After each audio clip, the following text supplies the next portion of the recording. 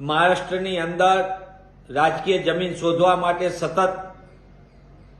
ગમે તેવા નિવેદન કરનાર મનસેના નેતાઓ પોતાનું વ્યક્તિત્વ મોટું કરવા માટે સરદાર સાહેબનું અપમાન કરે છે।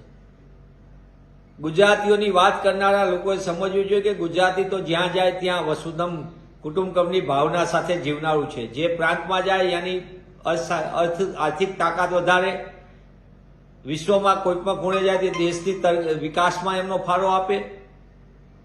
ત્યારે માત્ર ને માત્ર ગુજરાતી પ્રત્યે વૈમનસ્ય રાખવું એ કોઈ પણ સંજોગોમાં વ્યાજબી નથી।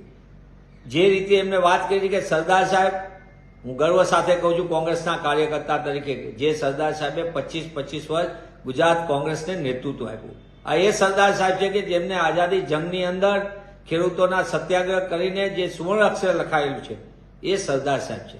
સરદાર સાહેબે આઝાદી પછી રજવાડાઓને એક કરીને અખંડ ભારતનું નિર્માણ કર્યું એ સરદાર સાહેબ।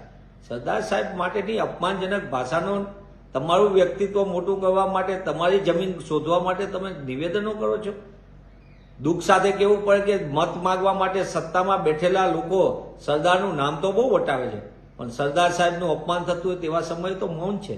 મને એમ લાગે છે કે એમનામાં ને આ મનસેના નેતાઓમાં સત્તામાં બેઠેલા લોકોને અને મનસેના નેતા વચ્ચે બહુ ફરક નથી।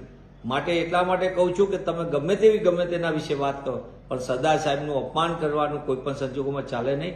અને જ્યાં લગી ગુજરાત અને ગુજરાતીઓનું છે તો ગુજરાત અને ગુજરાતીઓ ક્યારેય જાતિ, પ્રાંત કે ભાષા કે એવી કોઈ પણ પ્રકારની વિખવાદની રાજનીતિમાં ક્યાંય માનતું પણ નથી। અને કોંગ્રેસ પક્ષ આવા કોઈ પણ પ્રકારના નિવેદન જે સંવિધાનની વિરુદ્ધ છે તેને કોઈ પણ સંજોગોમાં માન્ય રાખતું નથી।